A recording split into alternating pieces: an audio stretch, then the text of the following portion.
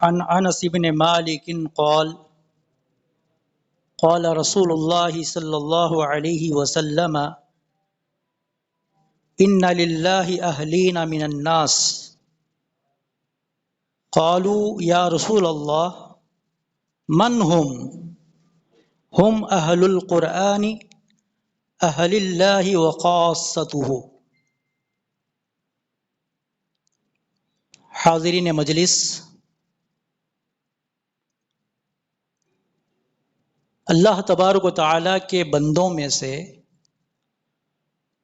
کچھ بندے اللہ کے مقرب اور خاص ہوتے ہیں۔ جب یہ بات ہم سنتے ہیں تو ہمارے ذہنوں میں فوری طور پر ایک بات یہ آتی ہے کہ اللہ کے مقربین تو وہ ہیں جو ہم سے پہلے گزر گئے، ہمارے اسلاف، اولیاء، صالحین، صحابہ، جو بھی ہم سے پہلے گزر گئے ہیں وہی اللہ کے مقرب ہو سکتے ہیں۔ لیکن آج کے درس میں آپ کو بتاؤں گا کہ اللہ کی قربت حاصل کرنا یہ زیادہ مشکل نہیں ہے۔ ہم میں سے ہر کوئی اللہ کا مقرب ہو سکتا ہے، اللہ کا خاص بندہ ہو سکتا ہے، لیکن ضرورت ہے ہمیں عمل کی۔ وہ کیا عمل ہے جس کی وجہ سے ہم اللہ کے قریب ہو سکتے ہیں، وہ عمل میں آپ کو بتلانے والا ہوں۔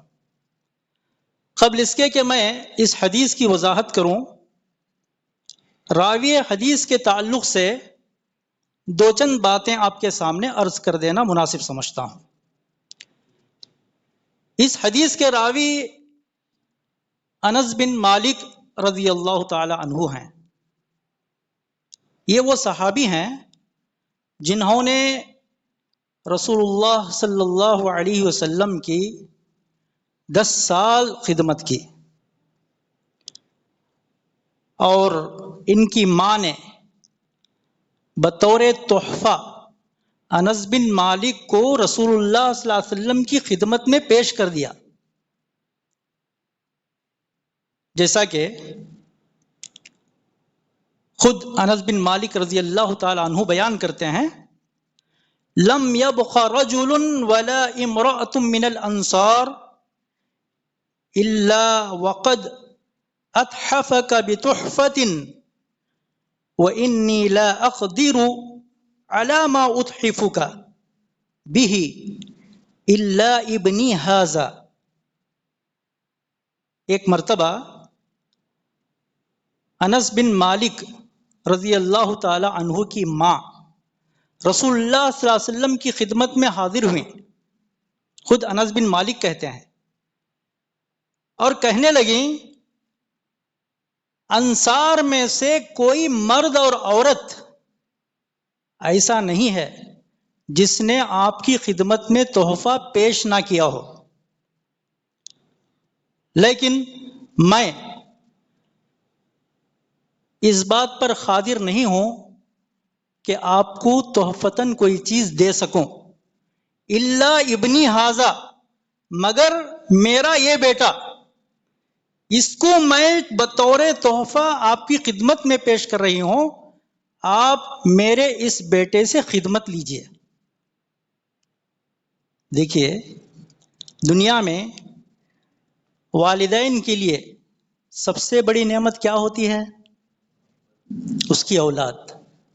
والدین کے لیے ان کی اولاد یہ سب سے بڑی نعمت ہوتی ہے، لیکن انس بن مالک کی ماں نے نبی صلی اللہ علیہ وسلم کی محبت میں اپنے لخت جگر کو رسول اللہ صلی اللہ علیہ وسلم کی خدمت میں یہ کہہ کر کے پیش کیا، لو اس کو قبول کرو اور اس سے اپنی خدمت لو۔ تو یہ انس بن مالک ہیں جو اس حدیث کو روایت کرتے ہیں۔ تو انس بن مالک رضی اللہ تعالی عنہ روایت کرتے ہیں، انہوں نے کہا رسول اللہ صلی اللہ علیہ وسلم نے فرمایا ان للہ اہلین من الناس، لوگوں میں سے بعض لوگ اللہ تبارک و تعالی کے مقرب ہوتے ہیں، خاص ہوتے ہیں۔ قالو، صحابہ کرام نے عرض کیا یا رسول اللہ، اے اللہ کے رسول، من ہم، وہ کون لوگ ہیں جو اللہ کے خاص ہوتے ہیں؟ تو آپ صلی اللہ علیہ وسلم نے فرمایا ہم اہل القرآن اہل اللہ و خاصتہ، وہ قرآن والے ہیں اور یہ اللہ کے خاص بندے ہوتے ہیں اور اللہ والے ہوتے ہیں۔ کون؟ اہل قرآن، قرآن والے۔ اب آپ کے ذہنوں میں یہ سوال پیدا ہو سکتا ہے کہ بھائی یہ اہل قرآن سے مراد کون ہے؟ اہل قرآن کسے کہتے ہیں؟ اہل قرآن سے مراد قرآن پڑھنے والے، قرآن کی تلاوت کرنے والے، قرآن کو سننے والے، قرآن کے احکامات پر عمل پیرا ہونے والے، یہ سب کے سب اہل قرآن کہلاتے ہیں۔ یہ رمضان کا مہینہ کون سا مہینہ ہے؟ قرآن کا مہینہ ہے، ماہ قرآن۔ رمضان کا قرآن سے بڑا گہرا ربط ہے، اس لیے کہ اللہ تبارک و تعالی نے اسی ماہ مقدس میں قرآن مجید کو نازل فرمایا، تو قرآن کا اس ماہ مبارک سے بڑا گہرا ربط ہے۔ اسی لیے جب بھی یہ مہینہ آتا تو ہمارے پیارے نبی محمد صلی اللہ علیہ وسلم جبرائیل علیہ السلام کو قرآن سناتے، اور جب آپ کی زندگی کا آخری سال یا آپ کی زندگی کا آخری رمضان تھا تو آپ صلی اللہ علیہ وسلم نے جبرائیل علیہ السلام کو 2 مرتبہ قرآن سنایا۔ تو یہ پورا مہینہ قرآن پڑھنے، قرآن کی تلاوت کرنے اور قرآن کو سننے کا مہینہ ہے۔ ہم نے ابھی حافظ صاحب کے پیچھے تراویح کی نماز پڑھی، ماشاء اللہ کیا پیارا انداز تھا، سبحان اللہ۔ جی چاہتا تھا کہ اور سنو اور سنو اور سنو۔ تو میرے بھائیوں، قرآن کو سننے کی رغبت اور خواہش بھی ایک مومن کی بہت بڑی نشانی ہے، ایک مومن کی علامت ہے۔ تو بہرحال اہل قرآن کون کہلاتے ہیں؟ قرآن کی تلاوت کرنے والے، قرآن پڑھنے والے، قرآن سیکھنے والے، قرآن سکھلانے والے، قرآن کے احکامات پر عمل پیرا ہونے والے، یہ سب اہل قرآن کہلاتے ہیں، اور یہ اللہ تبارک و تعالیٰ کے خاص اور مقرب بندے ہوتے ہیں۔ کیا یہ عمل کر کے ہم اللہ تعالیٰ کے خاص نہیں بن سکتے؟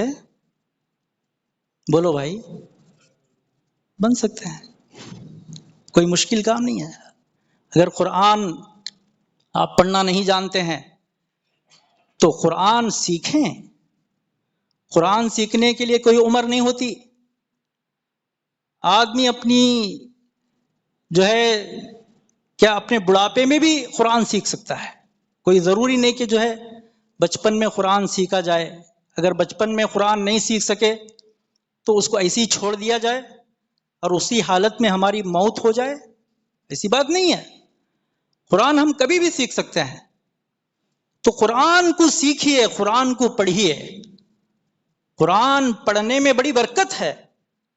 آپ کو معلوم ہے کہ قرآن جب آدمی پڑھتا ہے تو اس کے ایک حرف پر اسے کتنی نیکیاں ملتی ہیں؟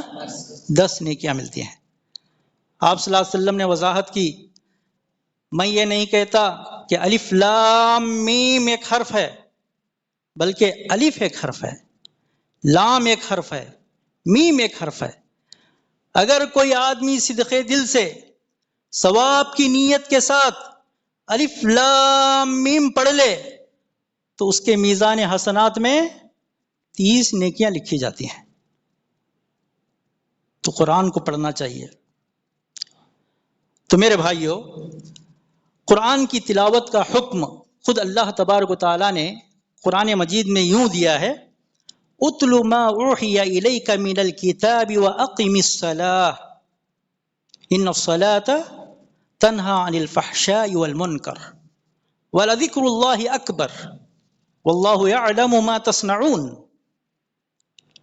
آپ تلاوت کیجئے اس کی جس کی وحی آپ کی طرف کی گئی ہے، یعنی جس کتاب کی وحی آپ کی طرف کی گئی ہے اس کتاب کو آپ پڑھیے، وَأَقِمِ الصَّلَاةَ اور نماز قائم کیجئے۔ یہاں تھوڑی دیر رک کر کے ہم ایک نقطہ معلوم کرتے ہیں۔ اللہ تعالیٰ نے سب سے پہلے تو قرآن کی تلاوت کا حکم دیا، پھر اس کے بعد نماز قائم کرنے کا حکم دیا۔ نماز اور تلاوت ان دونوں میں بڑا گہرا ربط ہے، یہ دونوں آپس میں لازم و ملزوم ہیں۔ جب آدمی نماز قائم کرے گا تو لا محالہ وہ قرآن کی تلاوت بھی کرے گا، اور جو آدمی نماز قائم نہیں کرے گا وہ قرآن کی تلاوت بھی نہیں کرے گا۔ اسی لیے اللہ تعالیٰ نے قرآن کی تلاوت کا حکم دینے کے بعد نماز قائم کرنے کا حکم دیا ہے، وَأَقِمِ الصَّلَاةَ، اور پھر نماز کے فائدے بھی ذکر کر دیا۔ نماز کیا کرتی ہے؟ نماز فحش اور بری باتوں سے روکتی ہے، ان الصلاۃ تنہی عن الفحشاء والمنکر ولذکر اللہ اکبر، اور اللہ کا ذکر یہ بہت بڑی چیز ہے، واللہ یعلم ما تصنعون، اور اللہ تعالیٰ جو کچھ تم کرتے ہو اسے بہتر جانتا ہے۔ اور اسی طریقے سے اللہ تعالیٰ ایک اور آیت کریمہ میں ارشاد فرمایا، ان الذین یتلون کتاب اللہ واقاموا الصلاۃ وانفقوا مما رزقناہم سرا وعلانیہ یرجون تجارۃ لن تبور۔ میرے بھائیوں، اس آیت کریمہ میں اللہ تبارک و تعالیٰ نے ایک ایسی تجارت کا ذکر کیا ہے جس تجارت میں کسی قسم کا نقصان نہیں ہے۔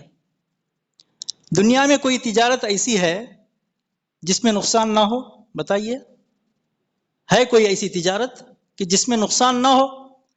تجارت میں نفع و نقصان دونوں کا شائبہ ہے، لیکن اللہ تعالیٰ نے اس آیت کریمہ میں ایک ایسی تجارت کا ذکر فرمایا ہے جس میں کسی طرح کا نقصان نہیں ہے۔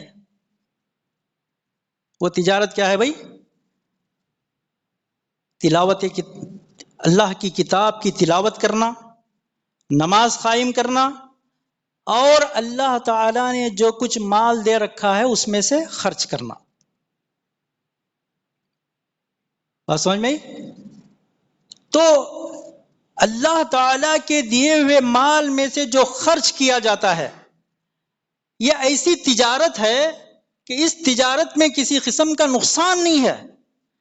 کل قیامت کے دن اللہ تبارک و تعالیٰ اس کو خوب بڑھا کر کے دے گا، خوب بڑھا کر کے دے گا، اس کو کئی گنا جو ہے بڑھا کر کے اللہ تبارک و تعالیٰ اس کا اجر و ثواب دے گا۔ تو اللہ تعالیٰ نے یہاں پر جو ہے انفاق پر ابھارا ہے کہ اللہ تعالیٰ نے جو کچھ دیا ہے تم اس میں سے خرچ کرو، یہ ایسی تجارت ہے کہ اس تجارت میں کسی قسم کا نقصان نہیں ہے۔ اور اسی طریقے سے اللہ تبارک و تعالیٰ نے مومنوں کی صفات بیان کرتے ہوئے فرمایا، انما المؤمنون الذین اذا ذکر اللہ وجلت قلوبهم واذا تلیت علیہم آیاتہ زادتہم ایمانا۔ بے شک حقیقی معنوں میں مومن وہ ہیں جب ان کے سامنے اللہ کا ذکر کیا جاتا ہے تو ان کے دل دہل جاتے ہیں، اور قرآن پڑھا جاتا ہے ان کے سامنے تو ان کے ایمان میں اضافہ ہوتا ہے۔ یہ حقیقی معنوں میں مومن ہے۔ تو میرے بھائیوں، قرآن کو پڑھنے، قرآن کو سیکھنے اور قرآن کو سننے کی بہت بڑی فضیلت ہے، اور یہی وہ قرآن ہے جو کل قیامت کے دن ہمارے بارے میں گواہی دے سکتا ہے۔ اور قرآن کی گواہی ہماری موافقت میں بھی ہو سکتی ہے اور ہماری مخالفت میں بھی ہو سکتی ہے. قرآن ہماری موافقت میں اس وقت گواہی دے گا جب ہم اس کی تلاوت کریں گے، اس کا حق ادا کریں گے. اللہ کے نبی صلی اللہ علیہ وسلم نے فرمایا القرآن حجت لک او علیک. قرآن آپ کے لیے حجت ہے یا آپ کے خلاف حجت ہے. ہم کیا چاہتے ہیں؟ کیا قرآن ہمارے خلاف کل قیامت کے دن ہمارے بارے میں حجت قائم کرے؟ یہ ہم چاہتے ہیں؟ نہیں میرے بھائیوں، ہمارا مقصد یہ ہونا چاہیے کہ کل قیامت کے دن یہ قرآن مجید ہمارے بارے میں اللہ تبارک و تعالیٰ کے سامنے کھڑے، اللہ تبارک و تعالیٰ کے سامنے گواہی دے کہ اے اللہ، یہ وہی بندہ ہے جو مجھے پڑھتا تھا، میری تلاوت کرتا تھا، مجھے سنتا تھا، میرے احکامات پر عمل کرتا تھا. کل قیامت کے دن قرآن ہمارے بارے میں گواہی دے گا. اگر ہم اسے پسے پشت ڈال دیں گے تو ہمارے خلاف گواہی دے گا. اور اسی طریقے سے آپ کو معلوم ہونا چاہیے کہ روضہ اور قرآن یہ دونوں سفارش کریں گے اللہ تبارک و تعالیٰ کے دربار میں. حدیث میں آتا ہے الصیام والقرآن یشفعان للعبد یوم القیامہ. قیامت کے دن روزہ اور قرآن بندے کے لیے سفارش کریں گے. یقول الصیام اے ربی منعته الطعام والشہوات فشفعنی فیہ. روزہ کہے گا اے میرے رب، میں نے اس کو کھانے سے روکا، نفسانی خواہشات کو پورا کرنے سے روکا، تو اس کے حق میں میری سفارش کو قبول کر. وَيَقُولُ القرآن، اور قرآن کہے گا اے ربی منعته النوم باللیل، اے میرے رب، میں نے اس کو رات میں سونے سے روک دیا. یعنی میری تلاوت کرتے کرتے یہ رات بھر جاگتا تھا، قیام اللیل کرتا تھا. فشفعنی فیہ، اے میرے رب، اس کے حق میں میری سفارش قبول کر دے. قال فیشفعان، کہتے ہیں کہ ان دونوں کی سفارش کل قبول کر لی جائے گی. میرے بھائیوں، قیامت کا دن بڑا ہولناک دن ہے. اس دن بڑے بڑے انبیاء اپنی جگہ پریشان رہیں گے اور لوگ انبیاء کے پاس جائیں گے اور ان سے سفارش کی درخواست کریں گے، لیکن انبیاء کرام اللہ تعالیٰ کے سامنے کھڑے ہو کر کے سفارش کرنے سے انکار کر دیں گے. ایسے وقت میں قرآن مجید ہمارے بارے میں سفارش کرے گا. اور بعض احادیث کے اندر کچھ صورتوں کا بھی ذکر ہے کہ سورہ بقرہ سفارش کرے گا، اور کچھ آیتوں کے بارے میں بھی احادیث کے اندر تذکرہ ملتا ہے. بہرحال قرآن کو پڑھنے کا بہت فائدہ ہے. اور آئیے اسی طریقے سے قرآن کی فضیلت میں ایک اور حدیث آتی ہے. کل قیامت کے دن قرآن آئے گا، یجیء القرآن یوم القیامہ فیقول یا رب حلہ. قیامت کے دن قرآن آئے گا اور اپنے رب سے کہے گا اے میرے پروردگار، اس کو پہنا دے، اس کو زیور پہنا دے. حلہ، اس کو زیور پہنا دے. فیلبس تاج الکرامہ، تو اسے بزرگی کا تاج پہنایا جائے گا. تو وہ پھر کہے گا یا ربی زدہ، اے میرے پروردگار اور زیادہ کر، اسی پر اکتفا نہیں کرنا، اور زیادہ کر. فیلبس حلۃ الکرامہ، پھر اسے بزرگی کا جھبا پہنایا جائے گا، بزرگی کا عبا پہنایا جائے گا. پھر وہ کہے گا یا ربی ارض عنہ، وہ کہے گا اے میرے رب تو اس سے راضی ہو جا. فیرضى عنہ، تو اس کا رب اس سے راضی ہو جائے گا. اس سے بڑی فضیلت کی بات کیا ہو سکتی ہے کہ کل قرآن ہمارے بارے میں سفارش کرتے ہوئے کہے گا کہ اے میرے پروردگار، اس سے تو راضی ہو جا، تو اللہ تبارک و تعالیٰ اس سے راضی ہو جائے گا. اللہ کی رضامندی، اللہ کی رضامندی یہ اللہ تبارک و تعالیٰ کی نعمتوں میں سے ایک بہت بڑی نعمت ہے. کل قیامت کے دن اللہ تعالیٰ جنت میں بہت ساری نعمتیں دے گا، اور وہ نعمتیں ظاہری ہوں گی. علماء کہتے ہیں کہ جنت میں جنتیوں کو ظاہری نعمتیں تو ملیں گی، لیکن کچھ باطنی نعمتیں بھی ہیں، کچھ باطنی نعمتیں بھی ہیں جو اللہ تبارک و تعالی جنتیوں کو عطا کرے گا۔ وہ باطنی نعمتیں کیا ہیں؟ ان میں سے ایک اللہ تعالیٰ کی رضامندی ہے۔ اللہ تعالیٰ اپنے مومن بندوں سے، جنتیوں سے جو ہے یہ کہہ کر کے اعلان کرے گا کہ آج میں تم سے راضی ہو گیا، آج میں تم سے راضی ہو گیا۔ یہ جنتیوں کے لیے ایک بہت بڑا انعام ہے۔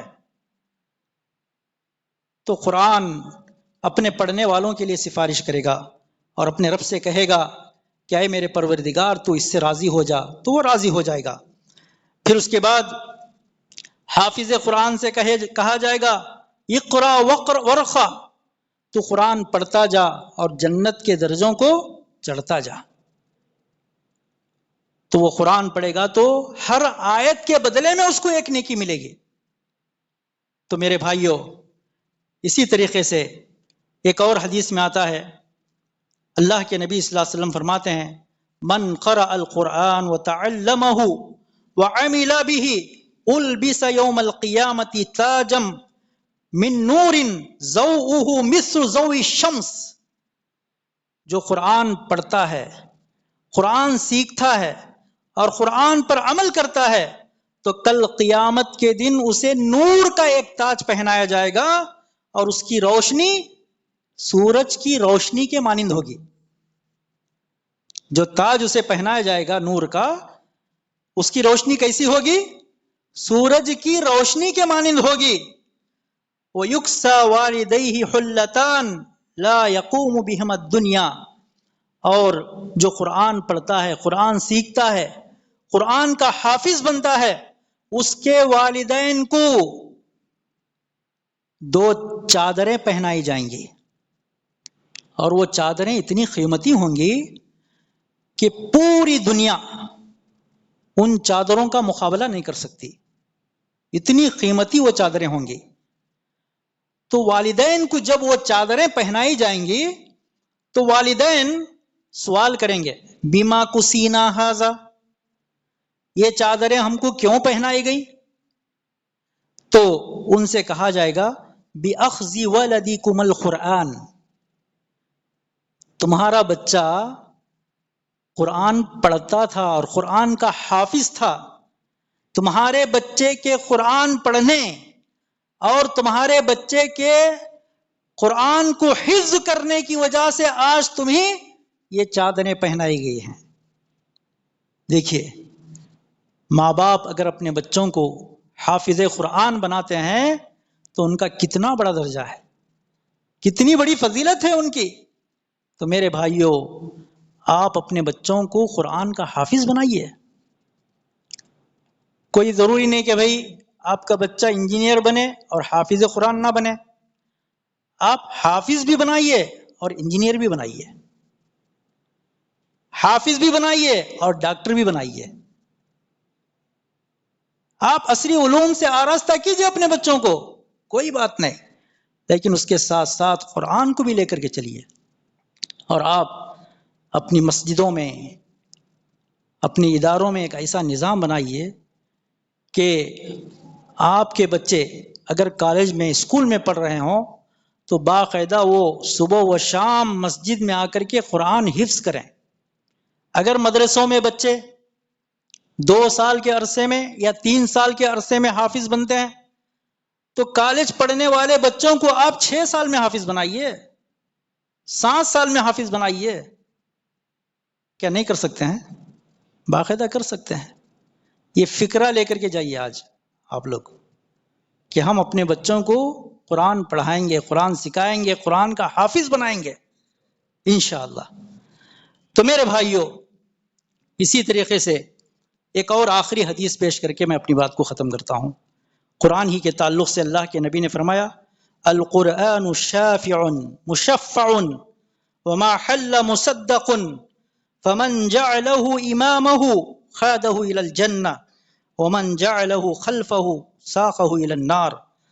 قرآن سفارش کرنے والا ہے اور سفارش قبول کیا جانے والا ہے، اور جو کوشش کرنے والا ہے اس کی کوشش کی تصدیق ہوگی، اور جو قرآن کو اپنے آگے رکھے گا، یعنی اسے اپنا امام اور پیشوا بنائے گا، خادہ الی الجنہ، تو قرآن اسے جنت کی طرف لے کر کے جائے گا۔ ومن جعلہ خلفہ، اور جس نے قرآن کو پسے پشت ڈال دیا، یعنی پیچھے چھوڑ دیا، ساقہ الی النار، تو قرآن اسے جہنم کی طرف کھینچ کر کے لے جائے گا۔ وہ معزز تھے زمانے میں مسلمان ہو کر، اور آج ہم خوار ہوئے تاریک قرآن ہو کر۔ اللہ سے دعا ہے کہ اللہ تعالی ہم تمام کو ان سنی ہوئی باتوں پر سننے سے کہیں زیادہ عمل کرنے کی توفیق عطا فرمائے۔